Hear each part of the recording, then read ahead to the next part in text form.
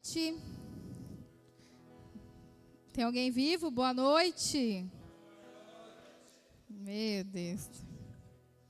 Você pode ficar de pé no seu lugar. Nós vamos iniciar o nosso culto mais. Hoje nós não vamos ter transmissão ao vivo pelo YouTube, porque estamos com problema na internet, possivelmente devido à chuva. Por isso que é importante estar aqui. Quem está aqui não perde o culto. Quem está em casa vai perder. Ô Michel, aumenta um pouquinho meu microfone, por favor. Amém. Feche os teus olhos. Começa a falar com o Senhor. O culto da semana é aquele culto em que a gente chega mais cansado, mais inquieto muitas vezes. Muitos, assim como eu, direto do trabalho. Talvez você não teve tempo de comer, de tomar um banho. Talvez você chegou aqui trazendo as preocupações do seu dia. As suas tarefas, as suas preocupações.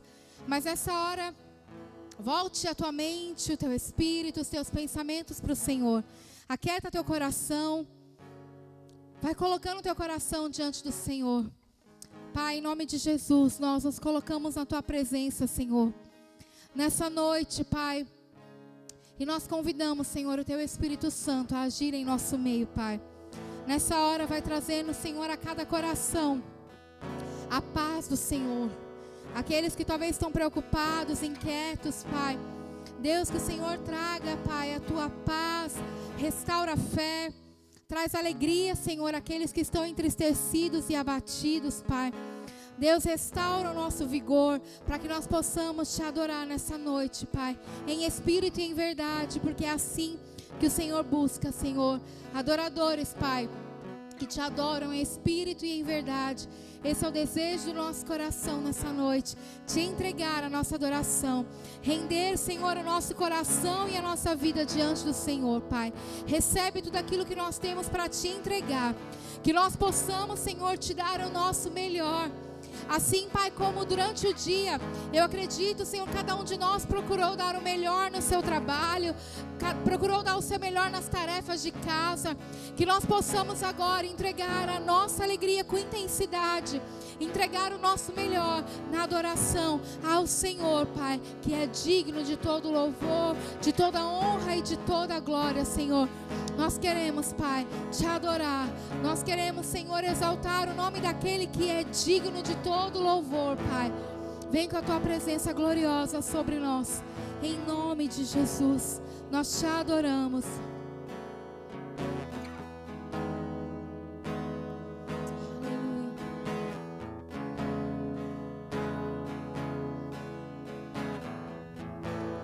Eu me rasgo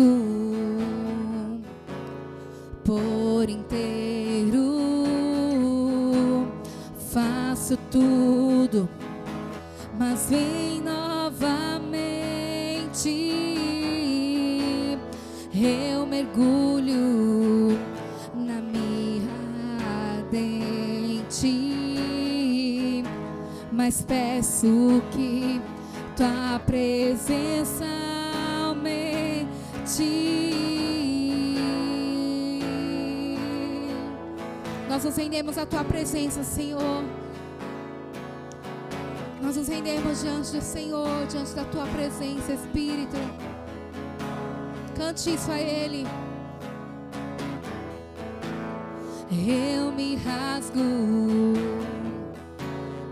por inteiro, faço tudo, mas vem novamente. Eu mergulho na mirra ardente, mas peço que tua presença aumente. E se eu passar pelo fogo, não temerei, na tua fumaça de glória eu entrarei, longe do santo dos santos, não sei mais viver. Declare: se eu passar, e E se eu passar pelo fogo, não temerei nada fumaça. Eu entrarei longe do santo dos santos, não sei mais viver.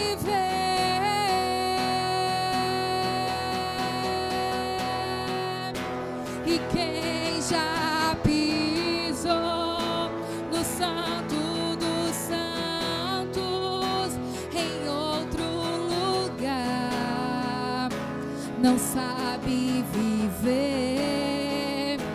E onde estiver, clamar pela glória, a glória de Deus. Declare: eu me rasgo, eu me rasgo por inteiro, faço tudo, mas vem novamente. Eu mergulho na mirra ardente, mas peço que declare: se eu passar pelo fogo, eu não temerei. E se eu passar pelo fogo, não temerei nada fumaça de glória. Eu entrarei longe do santo dos santos, não sei mais viver. E se eu passar, e se eu passar, não temerei nada fumaça. Eu entrarei longe do santo dos santos, não sei mais viver.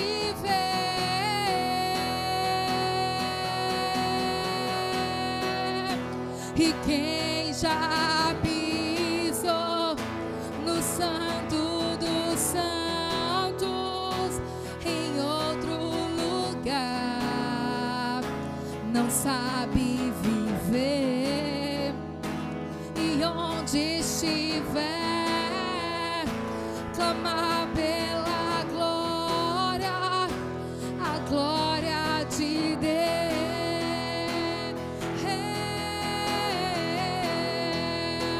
E quem já pisou no santo dos santos em outro lugar não sabe viver. E onde estiver, clamar pela glória, a glória de Deus. Queremos a tua glória, Deus.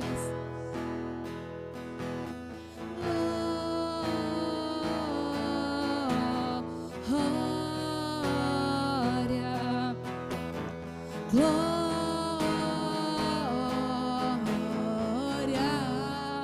glória, glória,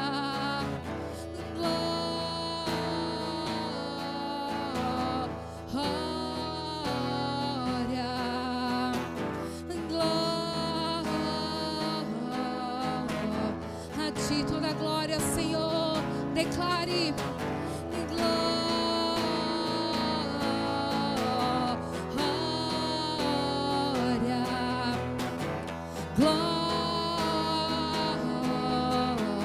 a ti toda a glória, Senhor, e glória,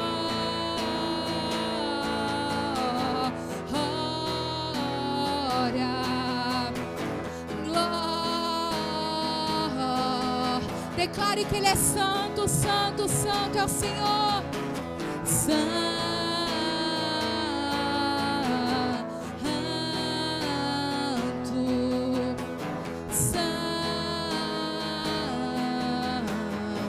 Tu és santo, Senhor, santo, santo, santo.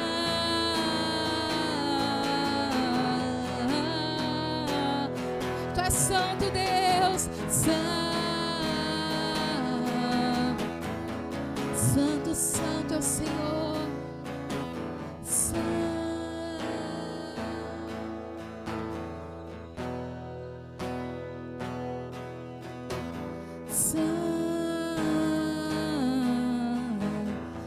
Tu és santo, Deus,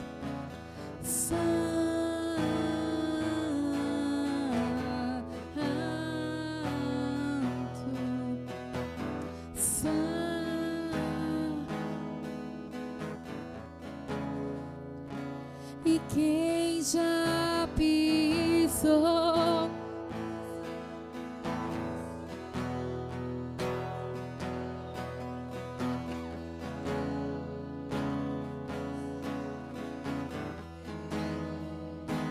e onde estiver, clamar a glória.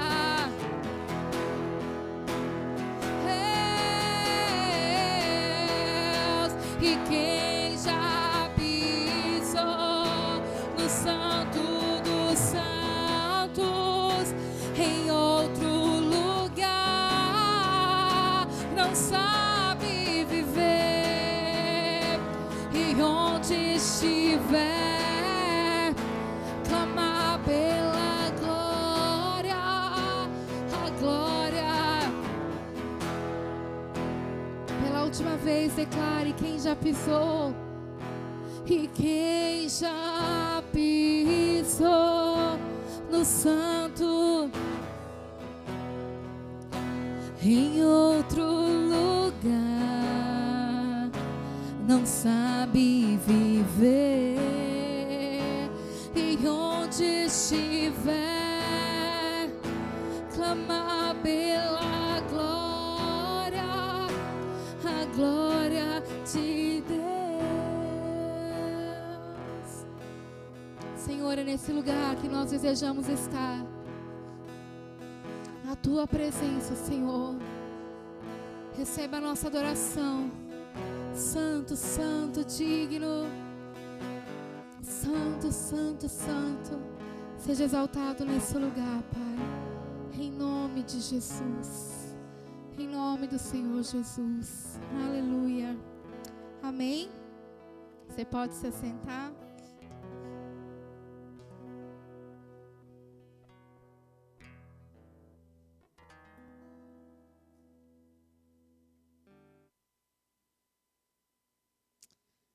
Amém.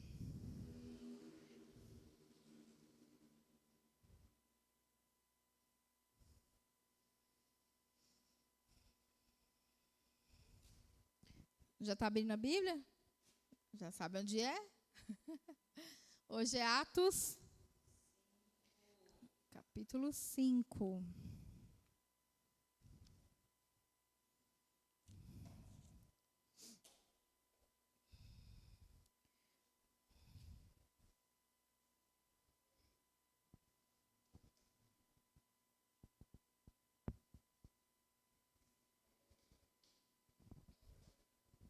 Bem, todos acharam? Esse capítulo é um pouquinho mais longo, mas vai dar certo. Ninguém tem problema de ir embora meia-noite, né? Brincadeira. Como ele é um pouquinho mais longo, então eu vou ler por partes para a gente poder explicar.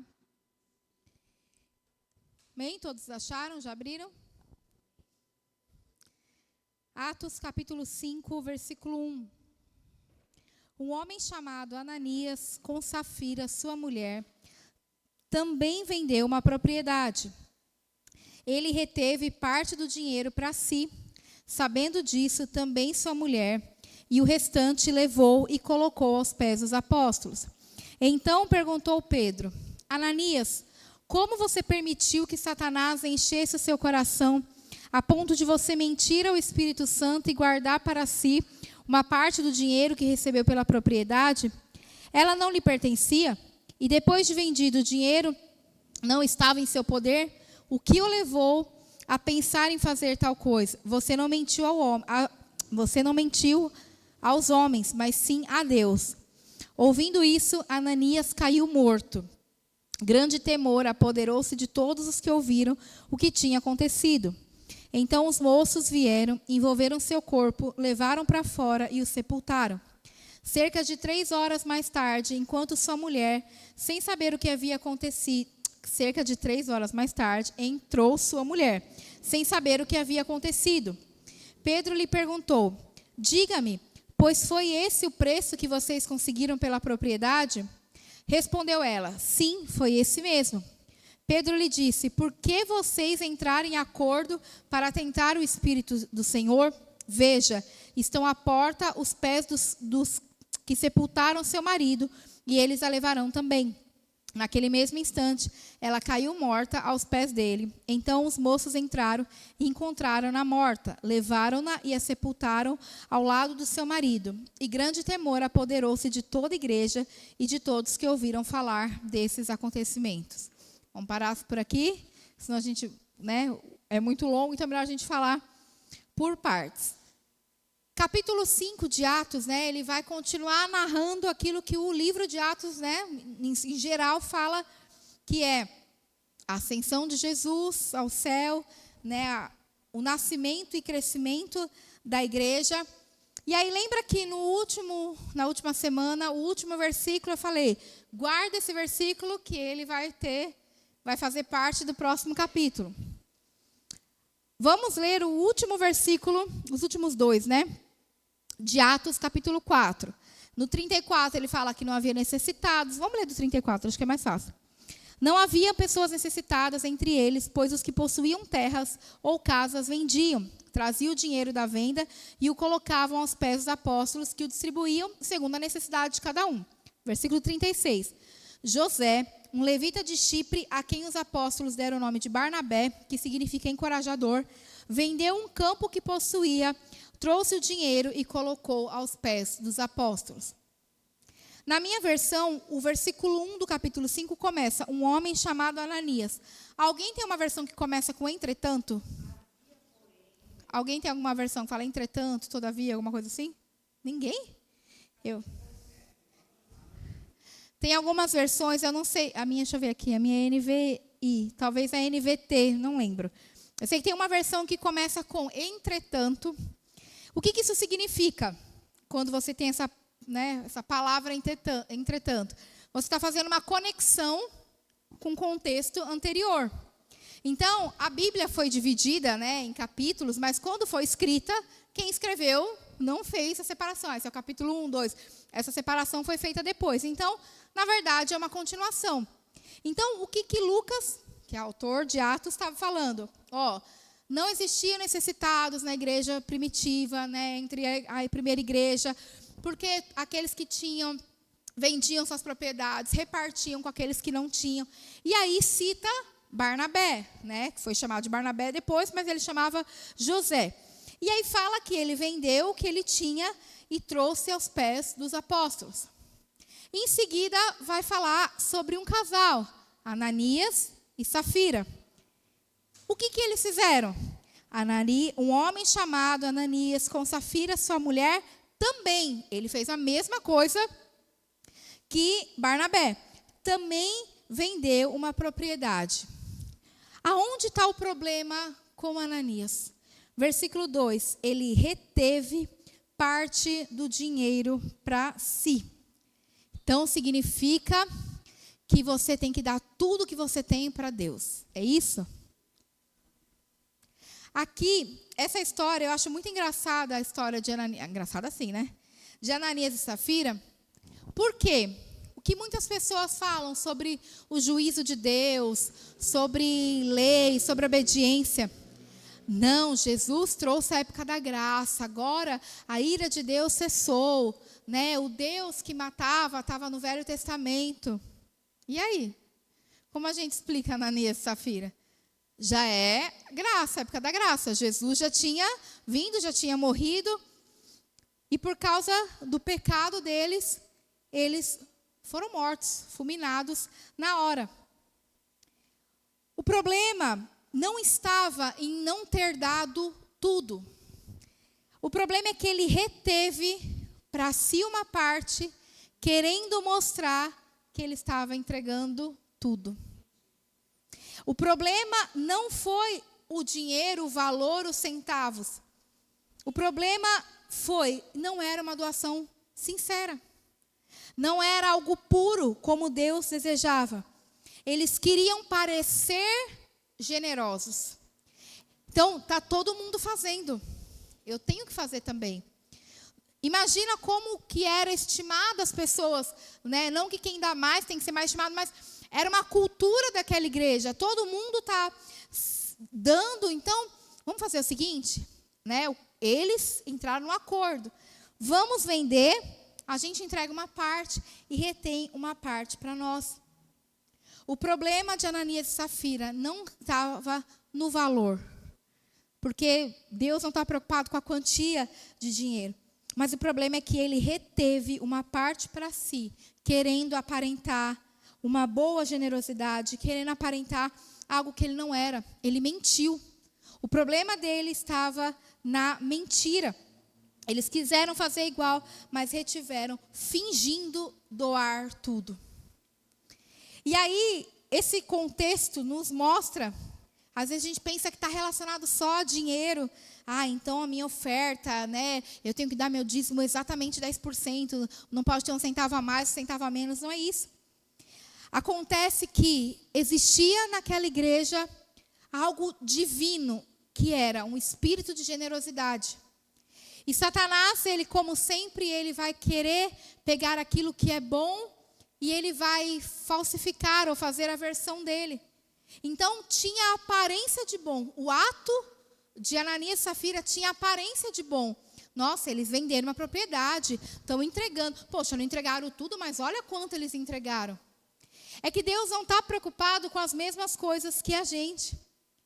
Deus, ele não quer oferta pela metade. Pelo mesmo motivo, né, pelo esse coração diferente de não ser um ato generoso, foi a mesma coisa que aconteceu com Caim e Abel. Uma oferta foi aceita e outra não. Então, o pecado não foi apenas em reter, mas foi em mentir.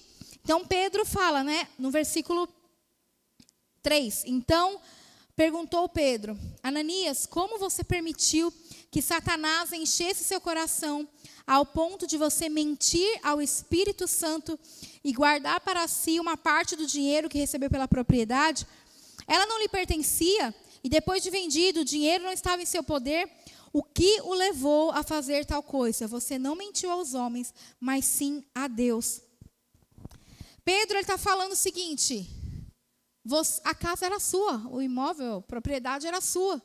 Você não tinha obrigação de dar. Depois de vendida, o dinheiro ainda era seu, você não tinha obrigação de dar. E aí aqui ele cita o personagem principal de Atos. Por que você mentiu ao Espírito Santo? E aí você vê que ele fala, por que você permitiu que Satanás enchesse o seu coração ao ponto de você mentir ao Espírito Santo? E lá no final do 4 ele fala, você não mentiu aos homens, mas sim a Deus.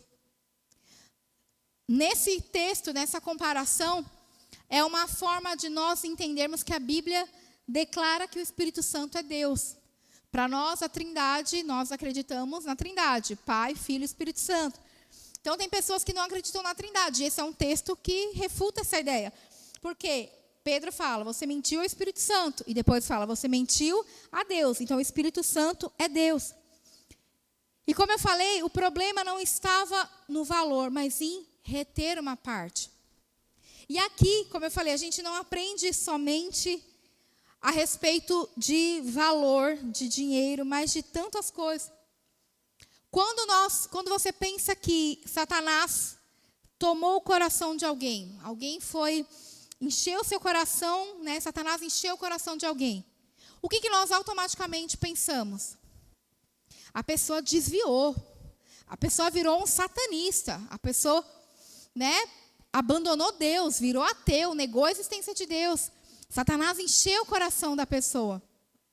É isso que nós Eu acredito que a maioria de nós pensamos. Mas, na verdade, quando Satanás enche um coração de alguém, quando ele, lhe é permitido isso, a pessoa não necessariamente vai se virar totalmente contra Deus, como a gente espera. Sabe o que Satanás faz? Ele não está interessado em nós largarmos a igreja. Ele não está interessado em todo mundo. Então agora todo mundo vai desviar, sair da igreja, vai para outras religiões, vai virar um ateu, vai ser satanista. Não. Quando Satanás enche o coração de alguém, ele torna a pessoa dividida. A mente dividida, as prioridades divididas. Ananias e Safira retiveram dinheiro. Quantas coisas nós retemos do Senhor e entregamos parcial? Quantas coisas nós fazemos para o Senhor para aparentar que nós somos cristãos tão fofinhos? Então, eu tenho que ter, muitas vezes, a gente tenta ter uma aparência de bom, de generoso, de alguém que ora, de alguém que serve ao Senhor. Mas, na verdade, nós retemos para o Senhor tantas coisas. Retemos, às vezes, no dinheiro mesmo, porque a Bíblia nos ensina, é um princípio dizimar e ofertar, é um princípio bíblico, e quando nós retemos, nós estamos indo contra a palavra. A Bíblia fala que nós temos que investir tempo, na presença do Senhor orando, e nós retemos o nosso tempo para nós. Ananias e Safira retiveram dinheiro para o seu próprio uso. Nós, muitas vezes, retemos a nossa atenção. Nós dividimos o nosso tempo. Eu não estou falando que você vai ter que viver, então agora eu vou ficar 24 horas por dia orando. Não é isso. Mas o que estava dividindo Ananias e Safira? Eles queriam aparentar ser bons. Eles queriam aparentar ser generosos. Mas no fundo eles eram gananciosos. No fundo eles só queriam ter uma aparência boa. Então nós muitas vezes vivemos uma vida dividida. Nós cantamos para Deus que nós estamos entregando tudo, mas nós entregamos só uma parte. Nós cantamos para o Senhor, eu me rendo, eu me entrego totalmente a Ti, e eu me rendo, eu me entrego. Quantas canções falam isso? Mas na prática, nós estamos nos rendendo? Na prática, nós estamos nos entregando ao Senhor. Nós muitas vezes retemos áreas do nosso coração. Senhor, essa parte você não entra. Essa parte o Senhor não vai entrar, não vai fazer nada, essa parte aqui é minha. Quantas coisas nós estamos retendo do Senhor. Mas sabe qual é o problema de reter as coisas do Senhor? Fingir que estamos entregando, fingir uma aparência de generosidade ou de um bom cristão. É porque a mentira, esse fingimento espiritual, ter uma mente dividida, um coração dividido entre Deus e as outras coisas, é que isso gera morte. No caso de Ananias e Safira, foi uma morte literal. Já pensou se Deus continuasse seguindo isso? Imagina, se nós, da mesma forma que Ananias e Safira, retiveram uma parte para si, se nos nossos pecados, nas nossas mentiras, o Senhor, acho que não tinha um para contar a história, Por que Deus permitiu que, nesse caso, ele morresse? Não sei, Deus não fala na Bíblia. Mas se você vê que Deus, ele trabalha, não existe. A gente tinha um pastor que falava, Deus é Deus, ele faz do jeito que ele quer, a hora que ele quer, mãe, que a senhora fala. Quantos homens na Bíblia pecaram? Davi pecou, e ele continuou sendo um homem segundo o coração de Deus. Moisés, em uma falha, não entrou na terra prometida. Por quê? Não sei. Ananias e Safira, por um pecado, morreram. A Bíblia vai falar outros casos depois? Não. Você sabe de outro caso que aconteceu assim? Não sei. Pode ser que tenha existido. Porque Deus, para cada um, Deus vai trabalhar de uma forma. E naquele momento, eu acredito, que o Senhor queria dar um recado para a igreja. A igreja estava começando a lidar com algo que nós hoje lidamos, mas para aquela igreja era novo, que era o relacionamento com o Espírito Santo. A igreja, né, até antes da vinda de Jesus, nós sabemos como que era o tabernáculo, o sumo sacerdote.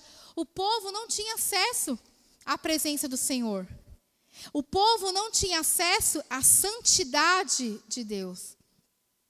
A igreja ainda não conhecia isso. E Deus precisava mostrar, me servir, não é brincadeira. Me servir é algo sério. E quantas vezes, né, nós lidamos com a igreja, com o ministério e com a nossa vida espiritual de qualquer jeito? A sorte, não sei se é sorte, né, mas nós temos a graça de Deus. É pela graça e misericórdia de Deus que nós não somos consumidos, é isso que a palavra nos diz. Né? Nós já explicamos aqui a diferença de graça e misericórdia. A graça é o favor imerecido de Deus, é eu receber a salvação, mesmo não sendo merecedor. E a misericórdia é eu não receber o castigo que eu mereceria. Então é só pela misericórdia de Deus que nós não somos consumidos. A Bíblia fala que o favor de Deus, a graça e a misericórdia nos acompanham todos os dias. Nós pecamos, talvez pecados até maiores que Ananias e Safira. Mas a graça não permite que nós sejamos consumidos. Mas nesse momento, nessa ocasião, o Senhor quis trabalhar dessa forma. Para trazer para aquela igreja um senso de que lidar com a presença de Deus não é brincadeira. E nós, muitas vezes, né, porque Deus é bom, Deus é legal. Jesus não vai me condenar, Jesus não... Nós acabamos perdendo a linha da santidade. E nós esquecemos quem realmente é Deus. No caso de Ananias e Safira, o juízo de Deus foi imediato. Foi imediato o juízo. Nós vamos enfrentar o juízo final. Ananias e Safira também, né?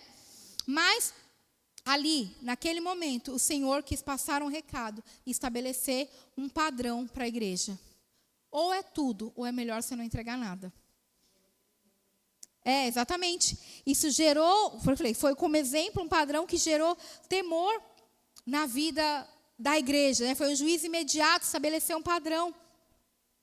E essa igreja, né, a igreja ali em Jerusalém, digamos que era a central das igrejas naquele momento, e era um padrão. O que acontecia ali ia se estendendo, ia se espalhando. Né? Nós não temos isso, mas muitas igrejas que têm sede e têm as filiais, não é assim? O que acontece na principal vai espalhando. Então, o Senhor quis passar um recado. E aí, Ananias, naquele mesmo momento, ele caiu morto. Rapidamente, o seu corpo foi levado, porque os judeus, né, eles têm essa prática, né, de sepultar muito rápido, porque para eles não ter contato com o corpo, com o morto, isso é impuro, né, de alguma forma. Então, ele foi rapidamente levado. E também porque acho que Deus queria provar o coração de Safira. Ela ainda tinha a chance de ser diferente. Então, cerca de 3 horas depois, versículo 7, entrou sua mulher sem saber o que havia acontecido. E Pedro perguntou, diga-me, foi esse preço que vocês conseguiram pela propriedade? Respondeu ela, sim, foi esse mesmo. Pedro respondeu, por que vocês entraram em acordo para tentar o Espírito do Senhor? Veja, estão às portas os pés dos que sepultaram seu marido, e eles a levarão. Naquele mesmo instante, ela caiu morta aos pés dele. Então os moços entraram, encontraram a morta, levaram, sepultaram, e grande temor se apoderou de toda a igreja, de todos que ouviram falar. Eles fizeram um acordo antes. E ali, Safira, ela tinha uma escolha. Ou ela seria fiel ao Senhor, ou leal ao seu marido. E ela escolheu ser leal com o seu marido. Ela não sabia que ele tinha morrido. Não sei se ela soubesse, a resposta dela seria outra, possivelmente. Mas ela teve a chance, independente de saber das consequências, ela teve a chance, Pedro deu a ela, o Senhor deu a ela a chance de fazer diferente.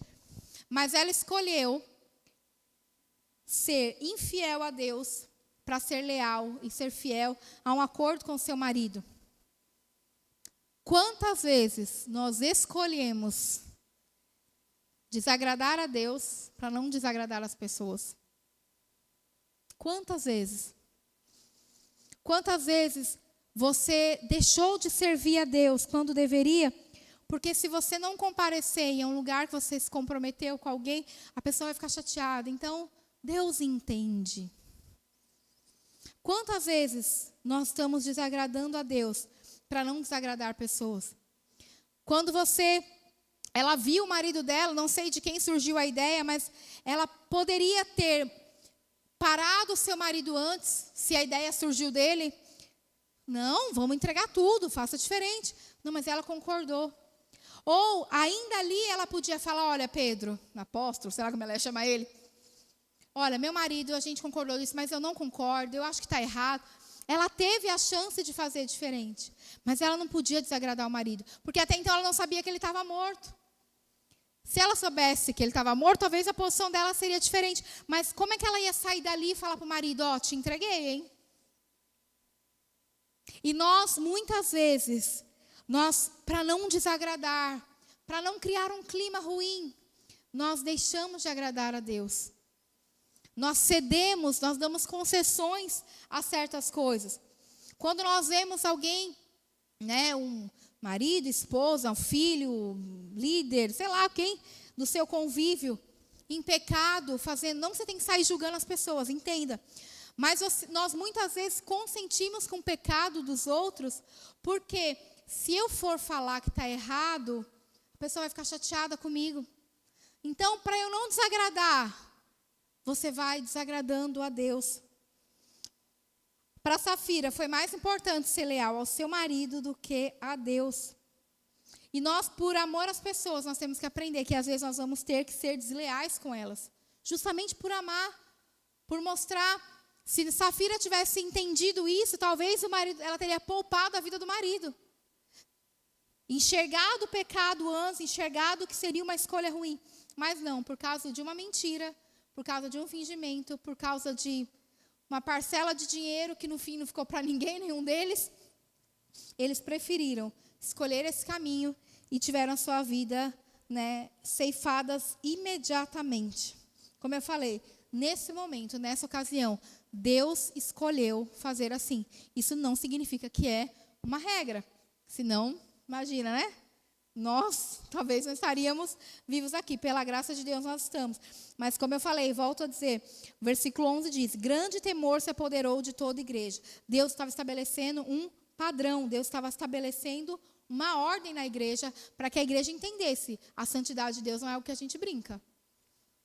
A santidade de Deus não é algo que pode ser levado de qualquer jeito. Servir a Deus não é brincadeira. E nós, muitas vezes, vamos querendo levar do nosso jeitinho, faz o que quer, quando quer, do jeito que quer, sem qualquer temor a Deus. O que foi que você quer falar? Você fez uma cara de que quer falar? Não é uma regra, mas não significa que não possa acontecer de novo, né? Vai que Deus fala, deixa eu fazer de novo, né? Na dúvida. Versículo 12. Os apóstolos realizavam muitos sinais e maravilhas entre o povo. Todos que creram costumavam reunir-se no pórtico de Salomão. Dos demais, ninguém ousava juntar-se a eles, embora o povo estivesse em alto conceito. Em número cada vez maior, homens e mulheres criam no Senhor lhes eram acrescentados, de modo que o povo também levava os doentes às ruas e os colocavam em camas e macas, para que pelo menos a sombra de Pedro se projetasse sobre alguns, enquanto ele passava. Afluíam também multidões das cidades próximas a Jerusalém, trazendo seus doentes e os que eram atormentados por espíritos imundos, e todos eram curados. Aqui no versículo 12, do 12 ao 16, quando nós lemos, que nós lemos agora, nós vemos a continuação do que nós vimos até aqui, milagres. A igreja primitiva era repleta de sinais, de milagres, pessoas curadas. Hoje, nós temos a internet, a rede social, a televisão, que uma coisa acontece aqui, em questão de minutos ou segundos, o mundo inteiro já tem uma cena do que aconteceu, já sabe. naquela época não existia. E ainda assim, a mensagem percorria rapidamente, porque as pessoas testemunhavam. Então as pessoas sabiam, olha, tem os apóstolos, seguidores de Jesus, onde eles passam as pessoas são curadas, as pessoas são libertas. Olha que ponto. A Bíblia fala que as pessoas levavam os enfermos para que pelo menos a sombra de Pedro passasse sobre elas e elas fossem curadas. Você consegue, eu sempre falo isso, a gente lê as coisas na Bíblia como normal. Não é normal. Não que seja ruim, tá? Mas a gente não pode se acostumar, tipo, a sombra curava. Quantos aqui já a própria sombra curou alguém? Embaixo da minha mão, porque eu não. Nem com a mão, às vezes, né? Quem dirá a sombra. O poder do Espírito Santo era tanto na vida daqueles homens, a ponto da sombra de Pedro curar. E Pedro, como sempre, nunca trazia glória para si. E nós vemos muitas pessoas que têm os dons, mas que querem o mérito para si, né? E o que fala aqui? Eu acho curioso que ele fala no começo, né? 12. Os apóstolos realizavam sinais, maravilhas. Todos que creram costumavam se reunir no pórtico de Salomão. Ou seja, os seguidores, aqueles que criam. Dos demais, ninguém ousava juntar-se a eles. As pessoas tinham temor. Enquanto havia admiração, porque ela fala aqui, ó, ninguém ousava juntar-se a ele, embora o povo estivesse em alto conceito. As pessoas tinham uma alta admiração pela igreja, pelos apóstolos, mas eles tinham temor, porque eles sabiam que na vida deles tinha algo diferente. Eles reconheciam o Espírito Santo, então eles entendiam, se é para eu ir para valer. Então existia um temor, as pessoas criam e a cada dia o Senhor aumentava. Versículo 14, em número cada vez maior, homens e mulheres criam. A igreja estava se multiplicando. A igreja estava avançando. Os sinais e os milagres não eram para mostrar que os apóstolos eram melhores, de que eles tinham algo diferente. Não. Os sinais, lembra que nós falamos na semana passada? Os sinais, os milagres, as coisas sobrenaturais, elas acontecem para atrair a atenção. A partir da atenção, a mensagem do Evangelho tem que ser pregada. Não é um milagre por si só. É por isso que nós, como igreja, não acreditamos, né, sincera, não estou criticando, né, cada um acredita em uma coisa, mas nós, como igreja, nós não acreditamos em campanhas por si só. Se a gente colocar uma faixa aqui na frente, campanha da libertação, campanha da cura, vai encher, porque as pessoas estão atrás dos sinais. E aí a pessoa vem, recebe a oração milagrosa, a cura da água que veio do Rio Jordão, o óleo que não sei o quê. E aí ela recebe a cura e acabou aí. E a salvação? E a mensagem do Evangelho? Então, nós não somos uma igreja. Nós queremos sinais e prodígios? Sim. Nossa, como sonhamos. Pensou as pessoas saindo daqui curadas, entrou numa cadeira de rodas e saia andando, entrava sem enxergar e saía enxergando. Nós sonhamos e cremos que um dia viveremos isso. Mas não é o sinal e o milagre por si só, se ele não gerar salvação e não gerar transformação. Os sinais eram tantos, como eu falei, que a sombra de Pedro curava. E aí nós nos lembramos o que Jesus disse, né, em João 14, 12. Que nós faríamos obras ainda maiores. Pedro estava realizando obras ainda maiores que Jesus, porque a Bíblia não relata que a sombra de Jesus curou alguém. Mas eles começaram, como igreja, a experimentar o crescimento da igreja e o crescimento não somente numérico, mas o crescimento dos sinais, da vida de Deus, da presença de Deus. Para isso acontecer, o quanto esses homens oravam, o quanto esses homens buscavam a presença do Espírito Santo. Eles estavam vivendo um verdadeiro avivamento. Mas junto com o avivamento vem algo, a perseguição. Versículo 17. Agora eu vou ler inteiro até o final, e depois a gente vai voltando. Então o sumo sacerdote e todos seus companheiros, membros do partido dos saduceus, ficaram cheios de inveja. Por isso mandaram prender os apóstolos, colocando-os numa prisão pública. Mas durante a noite, um anjo do Senhor abriu a porta do cárcere, levou-o para fora e disse: dirijam-se ao templo e relatem ao povo toda a mensagem desta vida. Ao amanhecer, eles entraram no pátio do templo, como havia sido instruídos, e começaram a ensinar o povo. Quando chegaram, o sumo sacerdote e seus companheiros convocaram um sinédrio, toda a assembleia dos líderes religiosos de Israel, e mandaram buscar os apóstolos na prisão. Todavia, ao chegarem na prisão, os guardas não o encontraram ali. Então, voltaram e relataram: encontramos a prisão trancada, com toda a segurança, com os guardas diante da porta, mas quando abrimos não havia ninguém. Diante desse relato, o capitão da guarda do templo e os chefes dos sacerdotes ficaram perplexos, imaginando o que teria acontecido. Nesse momento, chegou alguém e disse: os homens que os senhores puseram na prisão estão no pátio do templo ensinando o povo. Então, indo para lá com os guardas, o capitão trouxe os apóstolos, mas sem o uso de força, pois temia que o povo os apedrejasse. Tendo levado os apóstolos, apresentaram-se ao sinédrio para serem interrogados pelo sumo sacerdote, que lhes disse: demos ordens expressas a vocês para que não ensinassem neste nome. Todavia, vocês encheram Israel com sua doutrina e nos querem tornar culpados do sangue deste homem. Pedro e os outros apóstolos responderam: é preciso obedecer antes a Deus do que a homens. O Deus dos nossos antepassados ressuscitou a Jesus, a quem os senhores mataram, suspendendo no madeiro. Deus o exaltou, colocando à sua direita como príncipe e salvador, para dar a Israel arrependimento e perdão de pecados. Nós somos testemunhas dessas coisas, bem como o Espírito Santo que concedeu aos que lhe obedecem. Que Deus concedeu aos que lhe obedecem. Ouvindo isso, eles ficaram furiosos e queriam matá-los. Mas um fariseu chamado Gamaliel, mestre da lei, respeitado por todo o povo, levantou-se no sinédrio e pediu que os homens fossem retirados por um momento.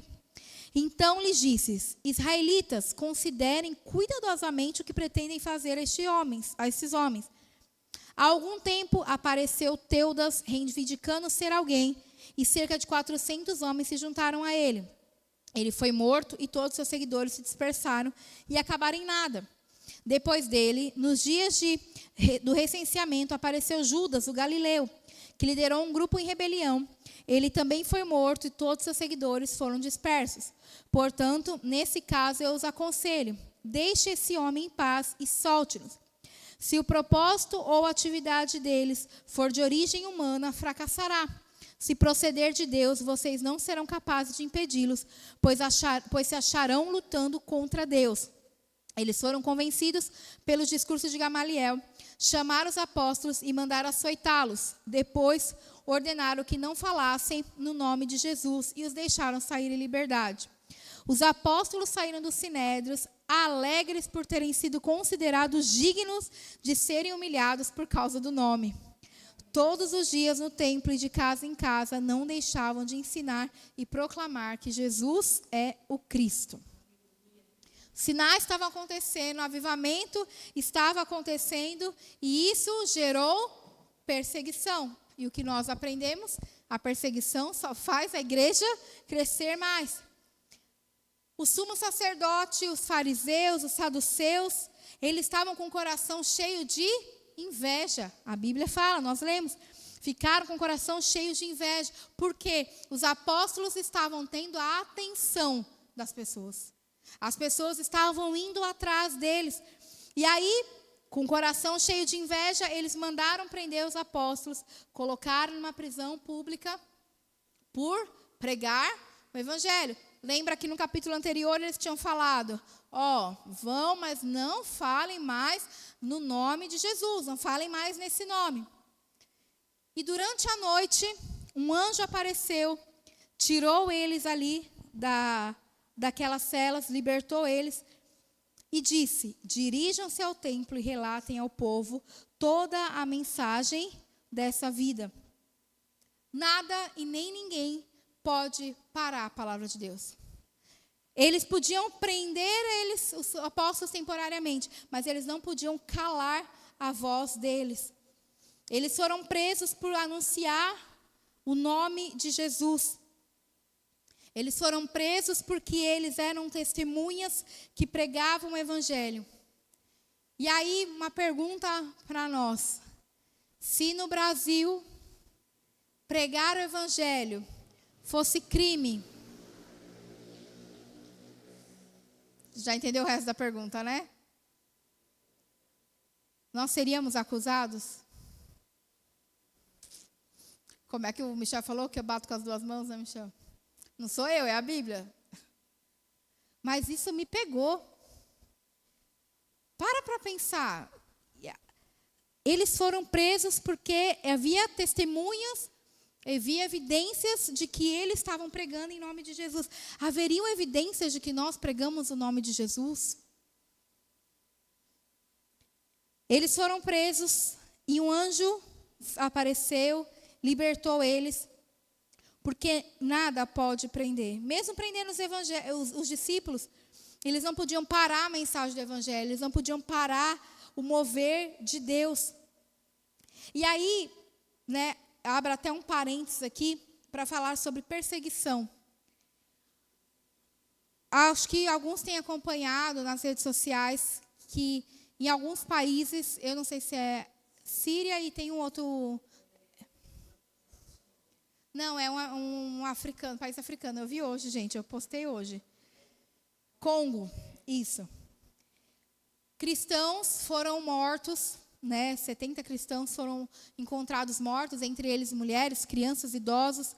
E esses são alguns relatos que estão aparecendo, mas que a mídia não vai divulgar. Não espere que a mídia vá divulgar isso.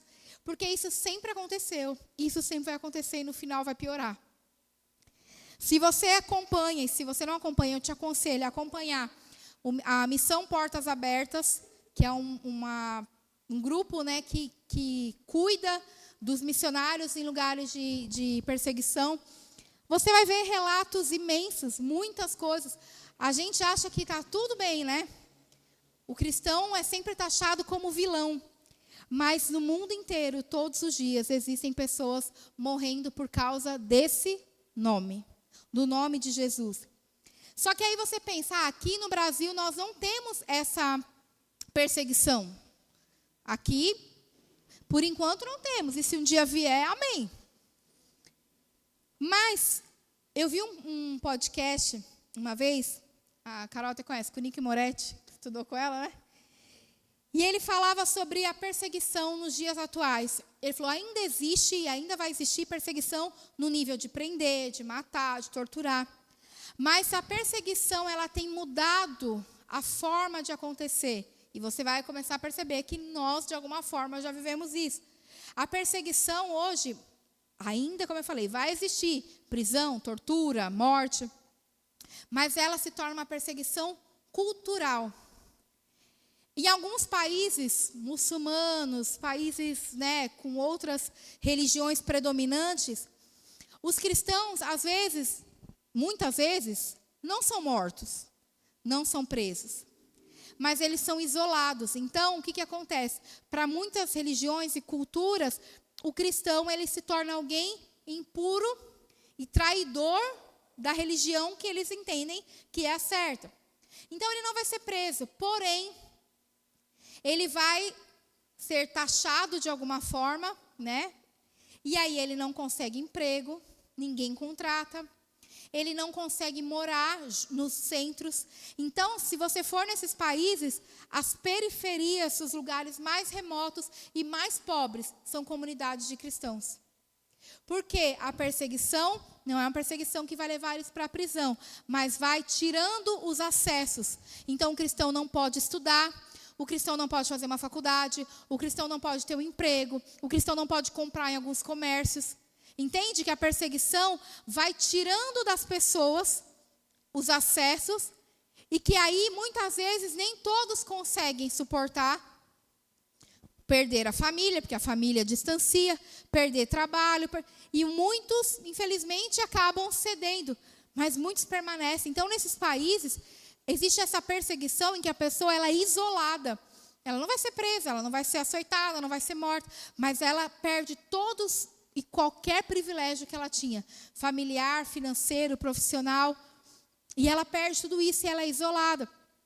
Ou, em países em que isso não acontece, como o nosso, a perseguição é cultural no sentido de, se você defende as causas do evangelho, você vai ser taxado como preconceituoso, você é isso, você é aquilo.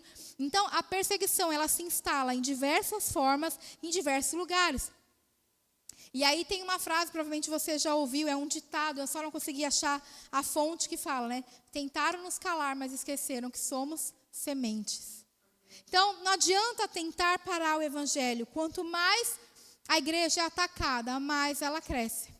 E eu sempre falo, quando a gente fala de fim dos tempos, que nós acreditamos que nós estamos cada vez mais perto, os fins dos tempos, quando fala disso, o que nós pensamos? Meu Deus, vai aumentar as tragédias, vai aumentar os desastres naturais, vai aumentar a violência. A gente só pensa nas coisas, nos sinais ruins. Mas a Bíblia fala que, em contrapartida, os fins dos tempos vai ser a maior colheita, o maior avivamento, a maior quantidade de cristãos se levantando, de pessoas se entregando a Jesus. Então, a perseguição vai aumentar. Em contrapartida, o evangelho vai crescer cada vez mais, assim como nós vimos na igreja primitiva. Então, eles foram presos, um anjo foi lá, soltou eles e falou assim, volta para o templo e vai pregar a mensagem do evangelho. E eles obedeceram e voltaram. Lembra que eu falei? Eles não tinham medo de colocar sua vida em risco. Eles tinham acabado de ser presos, já tinha sido preso outra vez. E eles não pararam a mensagem do evangelho. E quando o capitão chegou, não é que a cela estava arrombada, alguém veio e abriu com força, destruiu. Não. Estava tudo igual, a cela trancada, em segurança, o guarda, e eles não sabiam como explicar como aqueles homens tinham saído. No versículo 24 fala, diante desse relato, o capitão da guarda do templo e os chefes dos sacerdotes ficaram perplexos, imaginando o que tinha acontecido. Embora eles ficavam admirados e perplexos, nem assim eles cediam a querer aprender. Nem assim eles queriam ceder a ouvir aquilo que aqueles homens tinham a dizer. E aí chegaram e falaram para ele assim, esses homens que você prendeu, estão lá no pátio pregando. Você falou para não pregar e eles estão lá pregando de novo. E aí eles voltaram e levaram novamente os apóstolos. Só que sem força bruta. Por quê? Além dos seguidores deles serem muitos, mesmo os que não seguiam, admiravam. A perseguição não era do povo em si, pelo menos não nesse momento.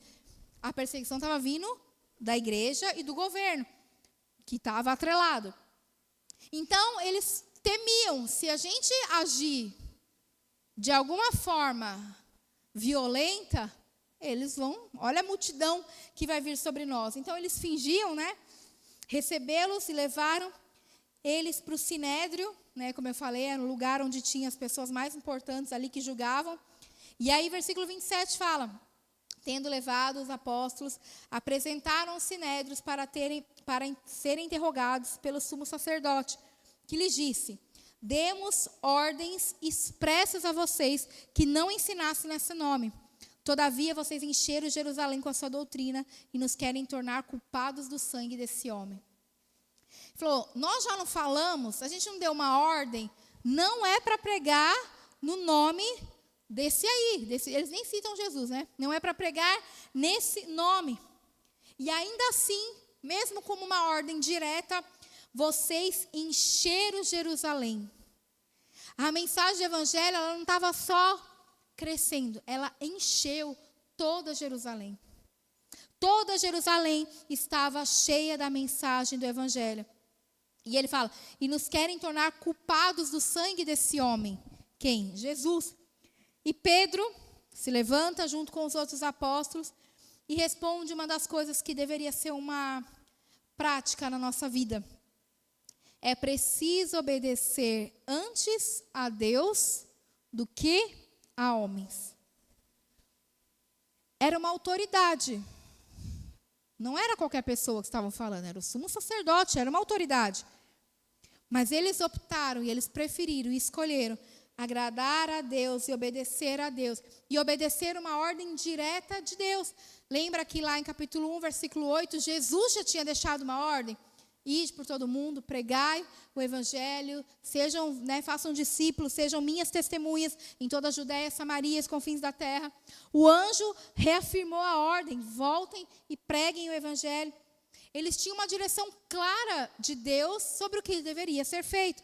E ainda assim, aqueles homens queriam que eles desobedecessem a ordem de Deus, mas eles escolheram obedecer a Deus. Nós precisamos aprender a obedecer a Deus antes do que obedecer a homens. E entra o que nós falamos de Ananias e Safira. Nós, às vezes, escolhemos desagradar a Deus, ser infiel a Deus, para não desagradar pessoas. Às vezes nós queremos ser muito legais e, infelizmente, nós vemos hoje em dia cristãos, igrejas e pastores que cedem na palavra para não desagradar. Então, se eu falar para a pessoa que a vida que ela está vivendo é uma vida de pecado, que ela está a apontar, não no sentido de apontar acusando, mas de mostrar onde ela está falhando, a pessoa vai se chatear e vai sair da igreja. Então, para ela não sair da igreja, eu não vou falar o que ela está fazendo de errado, eu não vou mostrar na palavra. E para agradar, nós muitas vezes desagradamos a Deus. No versículo 30, Pedro segue dizendo: o Deus dos nossos antepassados ressuscitou Jesus. E Pedro gosta de lembrar, a quem os senhores, acho que já é a terceira ou quarta vez, que os senhores mataram, suspenderam no madeiro.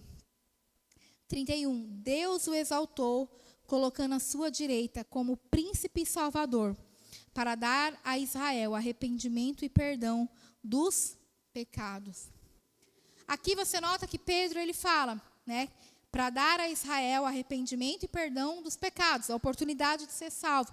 Mas diz, Deus o exaltou, colocando à sua direita como príncipe e salvador. Príncipe é o quê?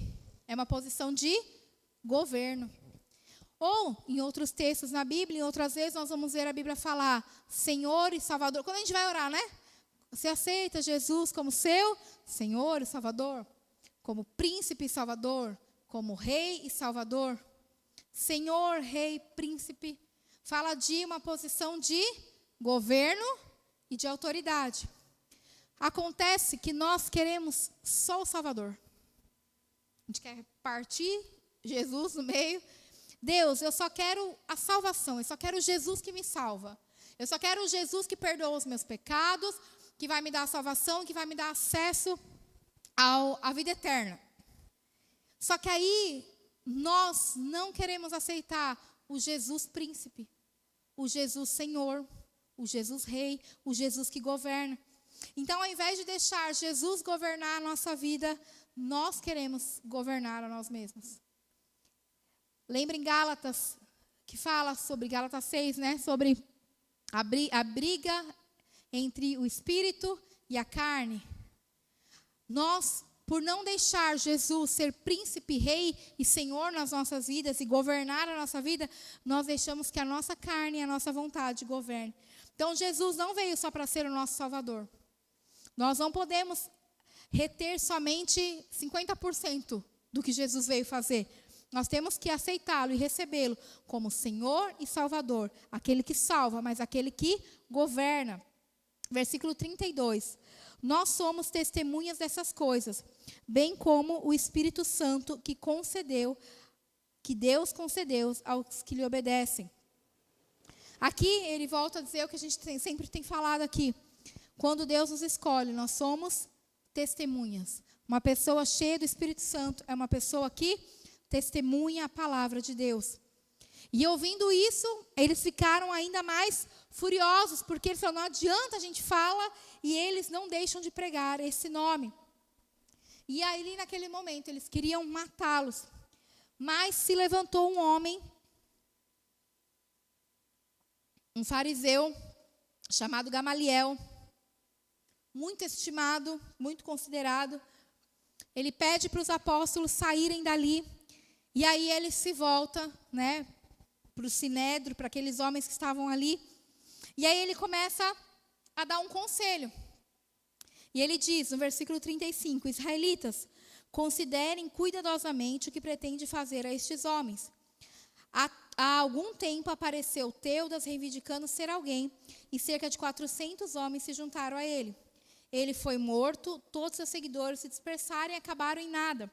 Depois deles, nos dias do recenseamento, apareceu Judas o Galileu, que liderou um grupo em rebelião.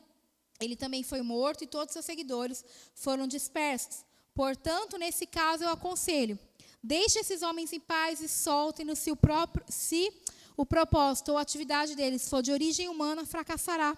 Se proceder de Deus, vocês não serão capazes de impedi-lo, pois se acharão lutando contra Deus. Então ele falou assim, olha, toma cuidado com o que vocês vão fazer com esses homens. E aí ele cita casos, né? Teudas, Judas, não era aquele Judas, homens que em algum momento se levantaram querendo se mostrar como Salvador, como Messias, conseguiram seguidores que os acompanharam, mas foram mortos, e a partir do momento que eles foram mortos, aqueles seguidores se dispersaram. O que ele estava dizendo? Olha, se for só mais um, né, o que nós entendemos como falso profeta, se for só mais um que está levantando como Messias e trazendo seguidores, depois vai dispersar. E ele fala algo que é importante. Se o propósito ou atividade deles for de origem humana, fracassará. Se proceder de Deus, vocês não serão capazes de impedi-los. A vida, o propósito que nós vivemos, o ministério, a igreja, aquilo que nós fazemos para o Senhor, se provém de propósito ou desejo humano, o que vai acontecer? Vai fracassar. Agora, quando algo nasce no coração de Deus, o que ele diz? Vocês não serão capazes de impedir. Quando algo está nos planos de Deus, isso não pode ser frustrado. Porque o propósito da igreja não nasceu no coração dos apóstolos. Já que Jesus foi embora, que tal a gente começar a se reunir? Que tal a gente fazer isso? Não foi um propósito humano, não foi buscando aprovação ou buscando fama. Quantas pessoas se levantam para pregar o evangelho, mas segundo o seu próprio desejo, para buscar os seus próprios méritos. E às vezes nós olhamos, não, porque fulano se levantou e está pregando, mas está contra a palavra, ou isso, ou aquilo. Você vê que a pessoa só quer o benefício próprio. A gente não precisa fazer nada, porque se nasce num plano humano, naturalmente vai fracassar. Quantas pessoas se levantaram ministérios para si e onde estão? Quantos fracassaram? Mas quando algo nasce no coração de Deus, pode vir a perseguição que for, o problema que for, a dificuldade que for, os inimigos que for, nada vai ser capaz de parar ou de deter. E aqui, na minha versão diz, pois se acharão lutando contra Deus. Em algumas versões diz, vocês correrão o risco de estarem indo contra Deus. E aqueles homens eram religiosos. Aqueles homens criam em Deus, aqueles homens serviam a Deus. Então, eles não queriam correr o risco de lutar contra Deus. Então, eles foram, como diz o versículo 40, foram convencidos pelo discurso de Gamaliel, mas não soltaram simplesmente por soltar. Então, nós vamos liberar vocês, mas a gente vai dar um recado antes. E o que eles fizeram? Eles açoitaram aqueles apóstolos. E ordenaram, né, versículo 40. Eles foram convencidos pelo discurso de Gamaliel, chamaram os apóstolos e mandaram açoitá-los. Depois ordenaram que não falassem no nome de Jesus e os deixaram sair em liberdade. Inocentes, né? Porque já era a terceira vez que ele estava falando a mesma coisa. E, obviamente, os discípulos não iam obedecer novamente. Eles açoitaram. Aqui não, né, dá detalhes de como foi, mas aqueles apóstolos saíram dali, possivelmente, né, tudo leva a crer, com seu corpo em carne viva. Eles sofreram a dor de serem açoitados, machucados. Uma chinelada da mãe quando era pequeno já doía? Não, nunca levei chinelada da minha mãe. Estou falando no contexto geral. Eu apanhava só com a mão. É que a mão dela não precisava de mais nada. Mas, aqui algumas pessoas contam. Meu pai conta que apanhava de vara, de chicote, sei lá, de quantas coisas. Agora imagina você ser açoitado por soldados. Como que estava o corpo? Imagina como estava o corpo daqueles homens quando eles saíram desse açoitamento. Aí você imagina, eles saíram dali questionando, né? Será que a gente está no caminho certo? Será que a gente tem que continuar pregando? Foi? Versículo 41.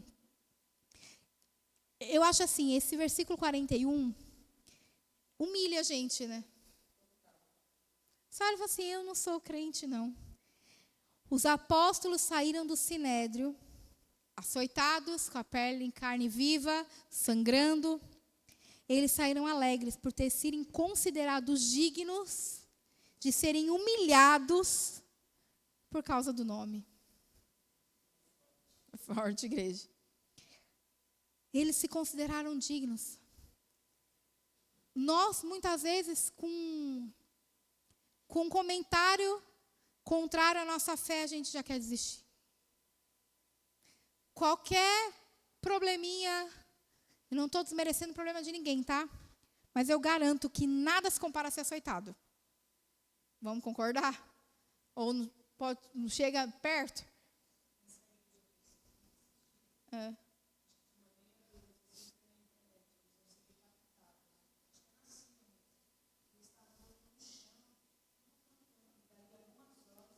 Seriam mortos. Eles estavam alegres como os cristãos da igreja perseguida, porque eles foram dignos de serem humilhados por causa do nome.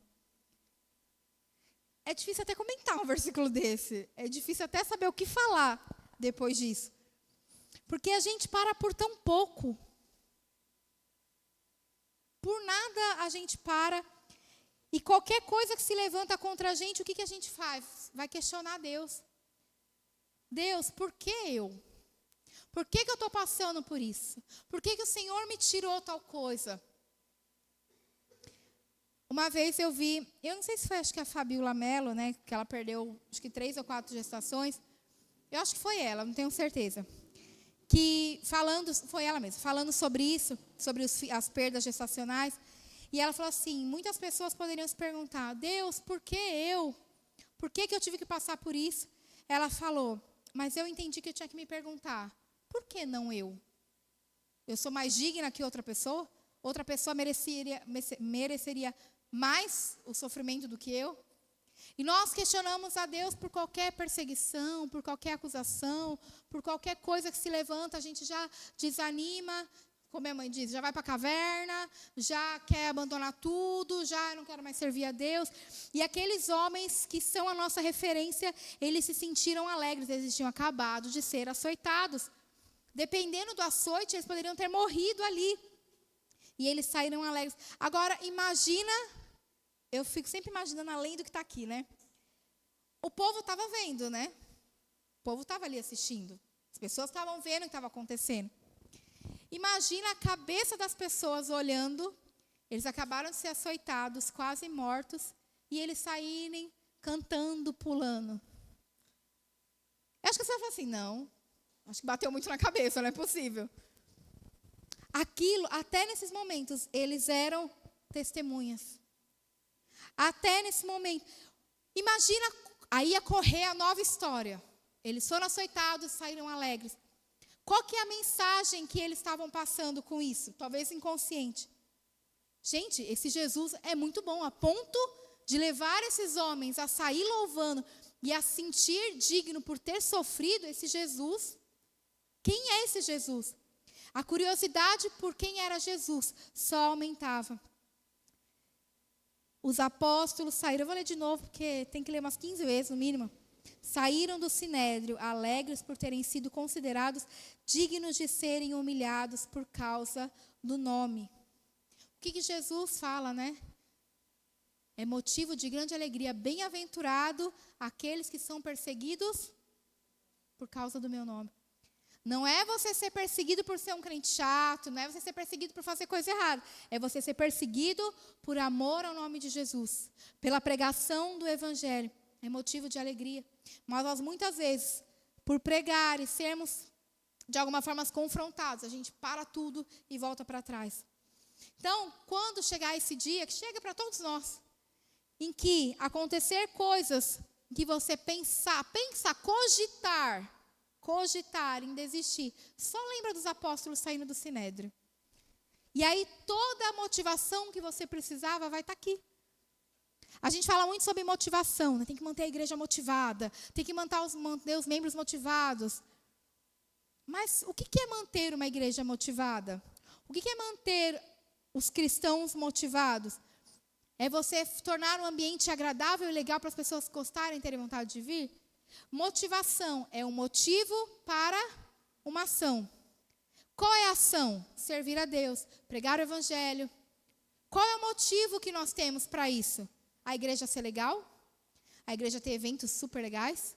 O pastor pregar super bem? As luzes serem brilhantes e coloridas? A equipe de louvor ser sensacional? São esses os motivos? Se for, está tudo errado. Qual é o motivo da nossa ação? Jesus morreu por mim, se entregou. Esse é o motivo. Os apóstolos eram apedrejados, eram açoitados, eram presos, e cada vez que acontecia, isso aumentava ainda mais a intensidade e o desejo deles pregar. A mensagem crescia cada vez mais à medida que eles eram humilhados. Se as nossas perseguições, se as nossas provações estão nos fazendo voltar para trás, nós precisamos voltar para a essência do evangelho. O que Paulo fala, se eu não me engano, em Romanos 8, se eu não me engano, que as perseguições são motivo de glória. Aquilo que nós passamos, e Paulo foi outro que sofreu muito. As nossas provações, o que ele fala? As nossas leves e momentâneas provações não são nada e vão acarretar em nós peso de glória para a eternidade. Eu acho que é Romanos 8. Se não for, depois você procura aí na Bíblia. O que nós passamos aqui, e olha que Paulo sofreu naufrágio, açoite, prisão, tudo que você puder imaginar, apedrejamento, tudo Paulo viveu. E ele fala, isso aqui, é leve e é momentâneo, e não se compara ao que nós vamos viver, e vai acarretar em nós peso de glória. Então, quanto mais peso de glória você quer na eternidade, maior vai ser a perseguição na terra. E não, como eu falei, não é perseguição somente de ser preso, de ser açoitado. Não sei se isso um dia vai acontecer no Brasil. E eu acho que a gente não deve nem orar para Deus nos livrar disso. Deus não permita. Não, se vier, que venha e que a gente possa permanecer. Mas as nossas lutas e provações estão gerando em nós peso de glória para a eternidade, estão gerando em nós cada vez mais motivação de servir, ou está nos fazendo dar passos para trás? Está abatendo a nossa fé. Eles saíram com a carne viva, mas cheios de alegria. O que é sucesso para você? Responde para você mesmo. O que precisa acontecer na sua vida para você considerar que você é uma pessoa de sucesso? Fala, consegui. Não é errado você pensar em conquistas, tá? Naturais. É natural que a gente pense isso. Mas sabe qual que é o maior sucesso de um discípulo? Se parecer com o mestre. O problema é que nós, muitas vezes, buscamos um sucesso em coisas naturais. Em ser reconhecido profissionalmente, financeiramente, em conquistar, comprar a melhor casa, o melhor carro. E mesmo no que diz respeito ao ministério, ser o ministério mais conhecido, mais famoso. Hoje em dia, né, ter a rede social, a igreja com mais seguidores, as lives com mais pessoas assistindo, os livros mais vendidos. É isso que muitas vezes é medido como sucesso. Mas o que media o sucesso dos apóstolos? Eles não estavam medindo o sucesso deles pelo tanto de gente que estava atrás deles. Tipo, nossa, olha, conseguimos, hein? Olha, a galera de Jerusalém, das cidades ao redor. Não. Aonde eles se alegraram? Quando eles se pareceram com Jesus. Porque Jesus tinha sido açoitado. Jesus tinha padecido no seu corpo. Então, para eles, o sucesso foi quando eles conseguiram. Chegaram ao ponto de sofrer como Jesus sofreu. Eles viram que quando eles saíram daquele açoite, as marcas deles os tornavam semelhantes a Jesus. As marcas, talvez em nós, não seja no corpo. Alguém aqui já apanhou por ser cristão? Graças a Deus, não, né?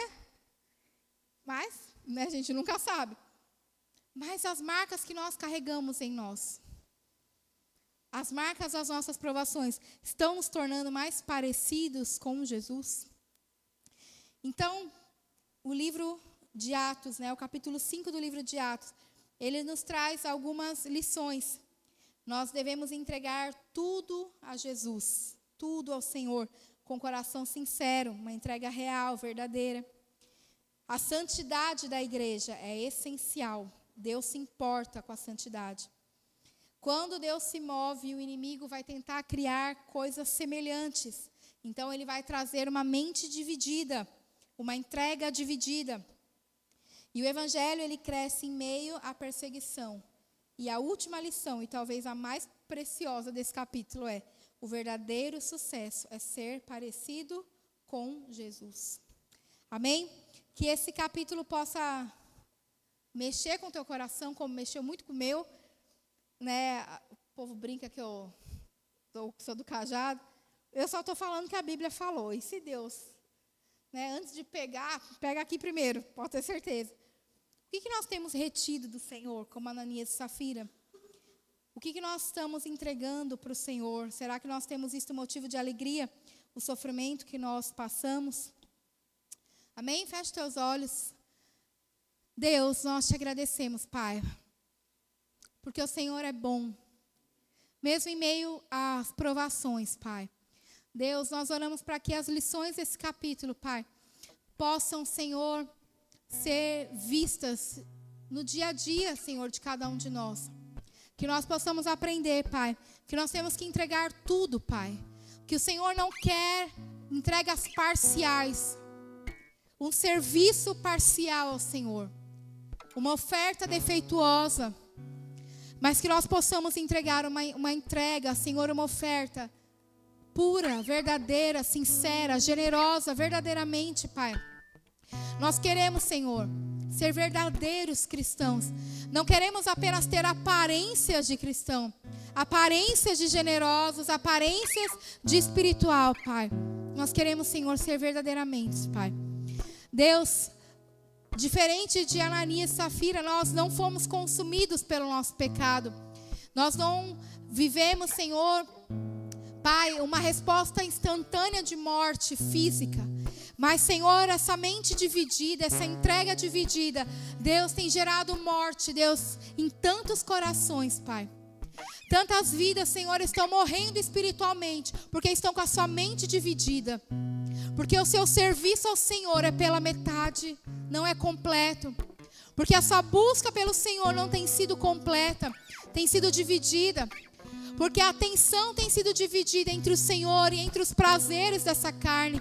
E entre as coisas que o mundo pode nos oferecer. Em momentos, Pai, momentâneos, Pai, que nós, Senhor, sentimos prazer, em que nós, Pai, podemos, Senhor, satisfazer os nossos desejos. Talvez, Senhor, não coisas que são pecados, coisas lícitas, mas que estão roubando de nós a atenção daquilo que de fato importa, Pai.